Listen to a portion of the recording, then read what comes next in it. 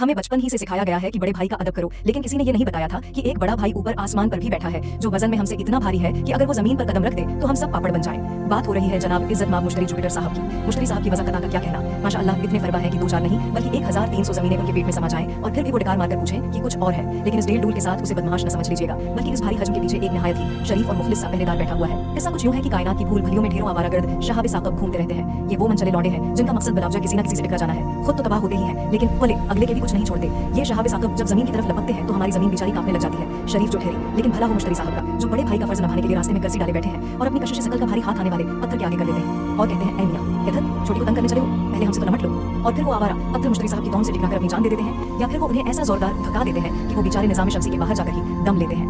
1994 का वाकया लीजिए। एक साहब तशरीफ लाए, नाम था उनका शूमेकर लेवी। बड़े तमतराक से जमीन की बर्बादी के ख्वाब आंखों में सजाए चले आ रहे थे, लेकिन मुश्तरी साहब ने वहीं बैठे बैठे उन्हें ऐसे प्यार से अपनी तरफ बुलाया कि वो बेचारे उनके कदमों में रेजा रेजा होकर बिखर गए। जमीन दौर से ये नजारा देख रही थी और दिल ही दिल में मुश्तरी का शुक्रिया भी अदा कर रही थी। सियाने लोग कहते हैं कि 1994 के इस टकराव से जो तवानाई खारिज हुई थी वो दुनिया के तमाम जौहरी हथियारों की मजमूई ताकत से भी हजारों गुना ज्यादा थी। लेकिन क्योंकि 100% परफेक्ट कुछ भी नहीं होता, इसलिए कभी कभार मुश्तरी की कशिश शकल किसी छोटे पत्थर को गलती से जमीन की तरफ धकेल भी देती है, लेकिन इससे इसकी लाखों करोड़ों सालों की वफादारी पर शक नहीं किया जा सकता। इसके बदले में उसने जिन सयारा मार बलाओं से जमीन को बचाया है उनका कोई हिसाब नहीं। यानी ये कहना बेजाना होगा कि मुश्तरी जागता है तो हम जमीन वाले सुकून से सोते हैं।